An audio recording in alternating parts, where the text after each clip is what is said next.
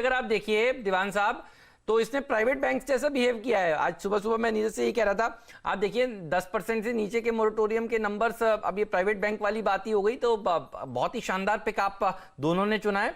दीवान साहब ने भी देखिए एसबीआई कार्ड के ऊपर बात करी और एसबीआई भी उनको पसंद है इस श्रेणी से, और राजेश सतपुते जी को भी एसबीआई पसंद है, तो इसके ऊपर नजर होगी। और कल अगर आप आखिरी सौदा हमारे साथ देख रहे थे तो वीरू आप याद करिए, श्रीकांत जी का कल का ट्रेड एट 245 एसबीआई ही था। आप तो आप देखिए, अगर आप आखिरी सौदा देख रहे हैं तो भी आप मुनाफा कमा रहे हैं। आज ये सब गैप अप होते हुए आपको नजर आएंगे। एक फ्रेश व्यू भी लेंगे इसके ऊपर, लेकिन आशीष हमारे साथ बिल्कुल तैयार है, और आशीष भी देखिए आपको एथनिक वेयर में इस समय नजर आएंगे।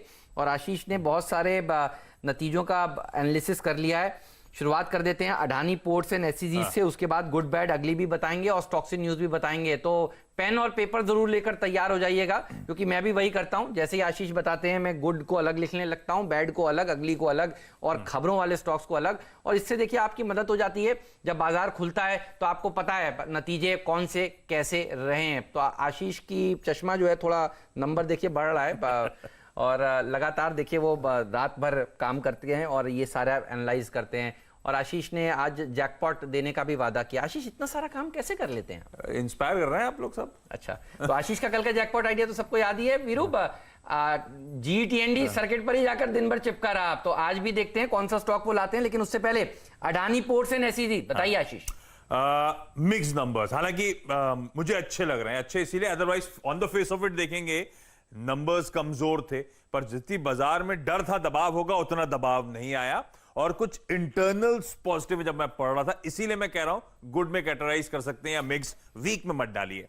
Adani port and special economic zone का क्वार्टर परफॉर्मेंस जो है, आय साल दर साल 18% गिरी, बाजार डाइजेस्ट करके गया था 25% की गिरावट। मार्जिन्स 610 बेसिस पॉइंट्स गिरे, 60% पे आए, और बाजार को उम्मीद थी कि इन्हीं लेवल्स के आसपास की, इसलिए मुनाफा 26% कमजोर। अच्छा, मुनाफा 758 करोड़ रुपीस का है, हमारा पोल 633 करोड़ रुपए का था, तो मुनाफे का आंकड़ा भी कुछ बेहतर नजर आएगा आपको। कार्गो वॉल्यूम्स इस क्वार्टर में 27% गिरे, पोर्ट रेवेन्यूज 21% गिरे। अच्छा, मैं कुछ कह रहा था, इंटरनल्स भी इंटरेस्टिंग थे। ये इसका जो मुंद्रा पोर्ट है अब इस देश का लार्जेस्ट कंटेनर हैंडलिंग पोर्ट बन चुका है। इस क्वार्टर में JNPT के वॉल्यूम्स को सरपास कर चुके हैं, और मैनेजमेंट कमेंट्री कह रही है कि वर्स्ट बिहाइंड है कंपनी के लिहाज से। अब यहां से सीक्वेंशली आप इंप्रूवमेंट आता हुआ देखेंगे।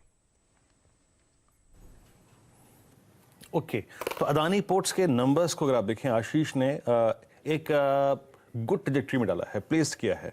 और प्रकाश, आप कैसे अप्रोच करेंगे, क्योंकि इस स्टॉक ने भी लोअर लेवल से अच्छा पुल बैक दिया। आई थिंक इसके पुल बैक की अगर मैं देखूं तो बहुत साइजेबल पुल बैक था, 200 से करीब करीब 400 तक का पुल बैक, अब 335 के स्तर पे, और ये एन सीरीज के जरिए करीब करीब 3000 करोड़ रुपए जुटाएंगे, इसकी भी बात है। आप कैसे अप्रोच करेंगे 335 पर इस स्टॉक को, और आपका आउटलुक इस पर क्या है प्रकाश? आई थिंक चलिए इस पर एक टेक्निकल अप्रोच ले लेते हैं। आशीष, 200 डेमा को एग्जैक्टली अगर आप देखें, कल ये टच करके क्लोज हुआ है।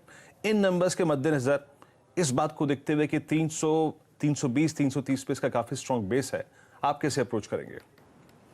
बिल्कुल, देखिए वीरेंद्र, एक तो सबसे पहले इस स्टॉक ने अभी अपने शॉर्ट टर्म कुछ मूविंग एवरेजेस को, 20 मूविंग एवरेज को और 50 मूविंग एवरेज को कल के सेशन में क्रॉस किया है, और बस हम बिल्कुल बहुत ही क्लोज थे 200 डे मूविंग एवरेज को। और जैसे ही ये स्टॉक 340 के स्तरों को निकालता है तो एक सिग्निफिकेंट मेरे ख्याल से री रेटिंग इसके अंदर होना शुरू हो जाएगी। मैं समझता हूँ ऊपर में ये स्टॉक कम से कम 365 रुपए तक की जगह शॉर्ट टर्म के अंदर में बना सकता है, और यहाँ पर भी एक अच्छा ब्रेकआउट हुआ है 325 के ऊपर, तो मेरे हिसाब से 325 के स्टॉप से इसको बाय करना चाहिए।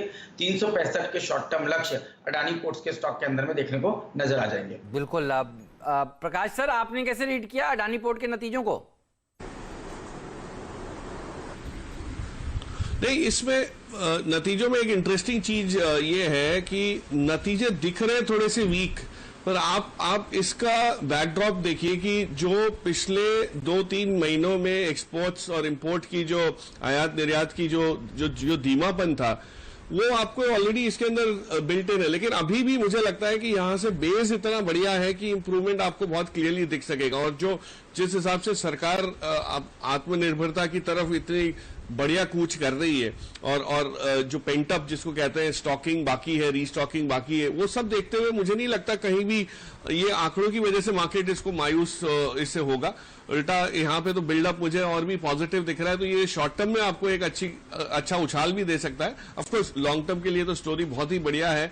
पोर्ट में जो जैसे आशीष ने समझाया कि इनकी जो कॉस्ट, अगर आप इसकी बैलेंस शीट देखें तो बैलेंस शीट काफी रीस्ट्रक्चर हुई है पिछले 18-24 महीने में, और उसका असर आपको आगे चल के भी दिखना शुरू हो जाएगा एज अर्निंग्स नॉर्मलाइज। ये तो बहुत ऑड क्वार्टर था, फिर भी उसमें ठीक ठाक कामकाज किया है, तो इससे मायूसी ना पाए। इसको मैं तो गुड की कैटेगरी में ही शामिल करूंगा। राइट, तो आपको पसंद है अडानी पोर्ट। नंबर्स थोड़े से डिसअपॉइंटिंग आए, लेकिन देखिए सबको पता है एनवायरनमेंट इतना टफ था, तो ऐसे में अच्छे नंबर्स कैसे पेश हो सकते हैं, लेकिन फिर भी उम्मीद से बेटर ही नंबर्स कहे जाएंगे। आशीष बताइए और गुड वाली श्रेणी वाले स्टॉक्स। अदानी के अलावा और भी स्टॉक्स हैं, आज काफी सारे स्टॉक्स हैं जो गुड कैटेगराइज कर सकते हैं हम लोग। OFSS Oracle Financials Q on Q performance बेहतरीन है।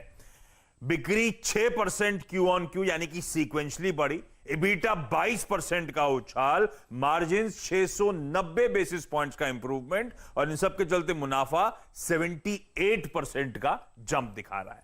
गैलेक्सी सर्फेक्टेंट्स Q1 लॉकडाउन वाला क्वार्टर, तो बिक्री तो 8-9% गिरी, पर उस बिक्री में EBITDA केवल 5-5.5% गिरा।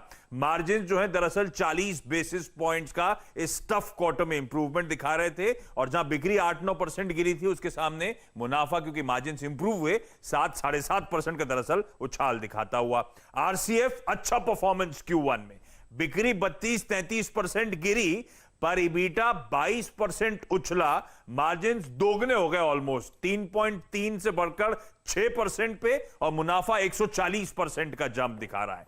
सेंट्रल बैंक ऑफ इंडिया अच्छा परफॉर्मेंस Q1 में आया है। एक तो मार्केट शेयर गेन कर रही है, टफ क्वार्टर में डिपॉजिट्स 8% साल दर साल, 2.5% Q on Q improvement, advances में भी year on year Q on Q improvement, asset quality में इंप्रूवमेंट, 18.9% से घटकर ग्रॉस एनपी 18.1% पे आए, और हेडलाइन नंबर साल दर साल एनआईआई का 20% उछाल, मुनाफे में 15% का इंप्रूवमेंट। श्रीराम सिटी यूनियन, इसको भी गुड कैटेगराइज कर रहा हूं मैं। कलेक्शंस इंप्रूव हुए हैं 71%, मई में थे 52%, वो इंप्रूव होकर 71% जून में हो गए।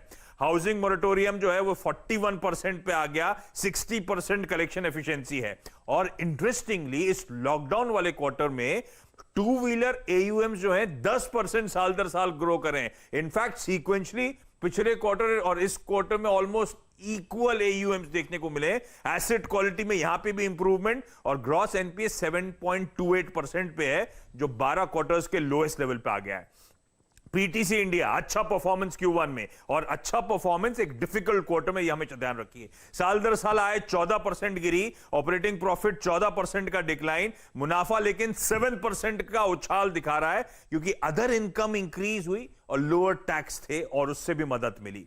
KRBL अच्छा परफॉर्मेंस आया इसका भी Q1 में, अच्छा ऑपरेशनल परफॉर्मेंस है, तो जहां आए 37% गिरी, ग्रॉस मार्जिन में 600 बेसिस पॉइंट्स का improvement, EBITDA margin 450 basis points improve होते हुए, और आय 27% गिरी थी, उसके सामने मुनाफा केवल इसीलिए 7% गिरता हुआ। तो ऑपरेशनली ये नंबर्स भी स्ट्रांग।